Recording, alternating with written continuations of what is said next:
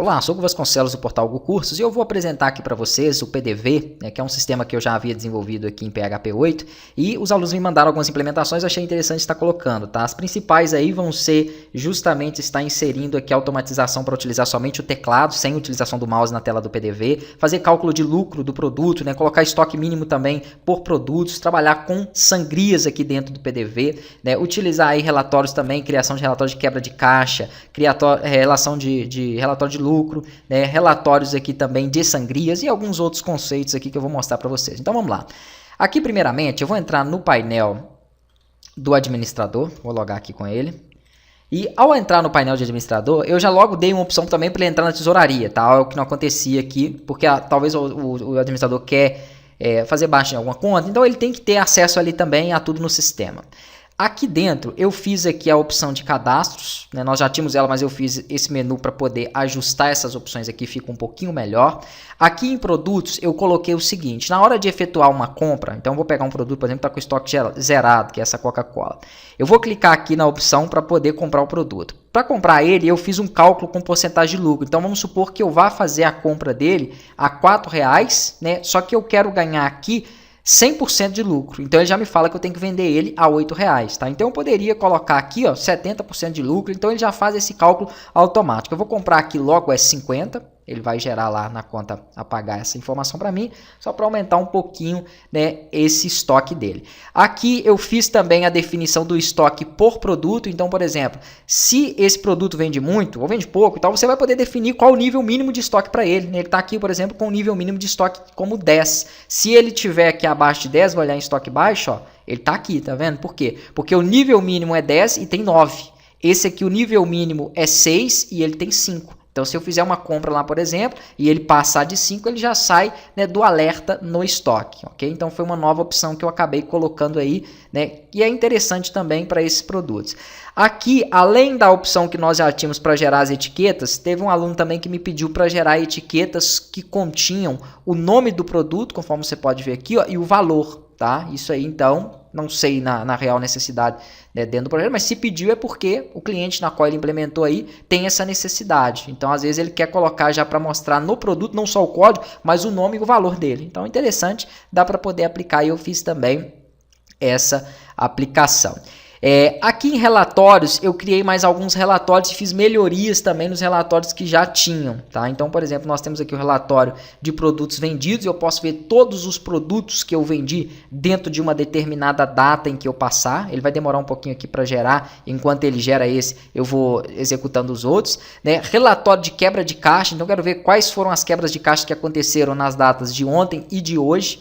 E aqui nós temos o outro relatório, que é o relatório do lucro, tá? E aí eu quero ver, por exemplo, qual foi o lucro mensal, semanal. Basta digitar o intervalo de data que ele vai te dar aquele lucro. Aqui ele mostra quais foram os produtos vendidos, tá vendo? Todos eles. Se tiver paginação, ele vai paginar aqui embaixo perfeitamente, ó, vai fazer a quebra, vai mostrar aqui qual foi a data que você apurou, e o total aqui de vendas daquele produto, porque ele vai totalizar todos esses valores aqui, de todos os produtos que você fizer, tá? Então é mais para você ter um controle de quais são os produtos vendidos. Aqui o relatório de quebra, então ele me mostra que hoje teve 3 quebras, ó, na data do dia 21, na data do dia 20 não teve nenhuma que não está aparecendo aqui, uma negativa, 2 quebras positivas aqui, O operador que quebrou aqui nessas duas foi a Marcela Campos e aqui foi o Maurício, e quem foi o gerente responsável por fechar esse caixa com essa quebra está aqui ao lado também, ok? Aqui ele mostra então o total de quebra positiva, negativa, o saldo, como que foi apurado. Então é basicamente a mesma dinâmica dos outros relatórios. E no lucro ele define tudo, quanto que foi vendido, quanto que teve de conta a pagar, quanto que teve de quebras no total dentro daquele período que foi apurado e quanto que teve aqui de contas a pagar e receber. E aí ele mostra o total feito aqui. Outro relatório que eu acabei fazendo, daqui a pouco eu vou para a tela do PDV para nós trabalharmos, foi o de caixas, tá? Então aqui nós temos, por exemplo, o relatório de caixa, que já tinha feito, o relatório antes, só que eu tive que fazer um pequeno ajuste nele. Eu vou abrir os dois aqui para ele poder carregar, ó. Aqui eu coloquei as sangrias, porque nós fizemos as sangrias no PDV, eu já vou mostrar ela. Então o total de sangria que teve, ele vai exibir aqui para mim, assim como o relatório que nós temos lá. Então ele tem que totalizar naquele caixa que já foi fechado todas as informações dele, que é o relatório de fluxo, e quanto de sangria que teve. E aqui eu posso aplicar o relatório de sangria. Então ali ele está falando que foi R$80 de sangria, tá? Mas e aí? Quem fez essa sangria? Quem fez foi o gerente de teste. Qual foi a data data e hora que ele fez essa sangria tá aqui, ó, e quanto que ele tirou em cada uma das sangrias. Então é importante também ter essas informações aqui à mão. Eu vou sair fora e vou entrar aqui com o usuário, né, do PDV, tá? Um dos usuários que nós temos aqui. Inclusive vai estar disponível para vocês poderem testar aqui em pdv.gucursos.com.br. Então vou deixar já habilitado aí, já vou deixar com o administrador também pronto para vocês conseguirem acessar. Quando ele entra, ele vai fazer por exemplo, uma abertura do caixa 3, vai ser o gerente de teste que vai abrir, vou colocar R$250 de abertura e aqui ele tem que digitar a senha dele. Beleza. Feito a abertura aqui para esse usuário, ele já entra na tela de PDV e aí ele pode começar a fazer aqui, ó, lançar os produtos. Né? Uma outra modificação que eu fiz foi o seguinte, quando eu digito aqui, automaticamente ele já buscava, mas quando você faz isso com o leitor do código de barras, o leitor digita o valor e automaticamente o leitor dá um Enter, tá? E o Enter também do nosso projeto fazia isso aqui acontecer, ó, que é a abertura dessa caixa para finalizar a venda, que também teve mudança aqui nela e eu vou mostrar. E com isso, toda vez que ele colocava um produto, ele abria ela. O que eu fiz? Eu otimizei da seguinte forma. Quando ele digitar aqui um produto, ó, você vai pressionar Enter para poder confirmar ele. Se for com leitor, ele vai de forma automatizada. Tem duas opções de abrir a tela, né, de venda, ou com ESC ou com Enter, desde que não tenha produtos aqui. Ó. Então, se não tiver produto, o Enter abre ela. Se tiver um produto ali ou alguma outra informação, tá? Ele faz a execução dele para poder pesquisar. Então, vou colocar aqui de novo, ó, Enter. Em vez dele abrir a tela, ele pesquisa.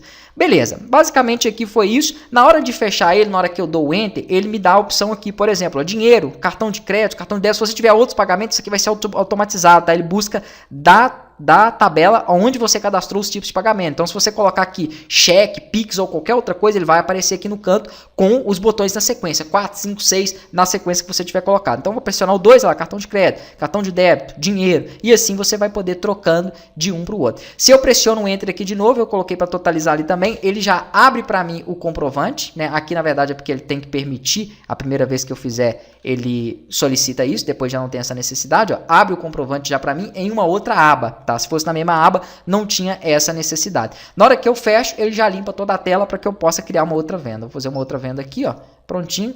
Vou pressionar o Enter, ele fecha, vou pressionar o Enter novamente e aí ele vai abrir o comprovante automaticamente. É só ali que ele faz pela primeira vez aquela condição. Quanto à opção de sangria, é o seguinte, vamos supor que agora ele queira fechar o caixa, né? Ou então vai gerar uma sangria, não importa. Ele vem aqui, ó, e lança um valor, então R$50, ele tem que colocar a senha do gerente, tá? Essa opção mostra sempre aqui para fechar, e aí pronto, a sangria está lançada. Com a sangria lançada aqui, ó, ele já abate aqui no canto. Vou colocar mais 100, ó. Na hora que ele fizer 100, o valor do fechamento ali já muda, porque o total que eu tenho em caixa agora é menor. Ele cobrou a senha do gerente, deixa eu inserir novamente, pronto.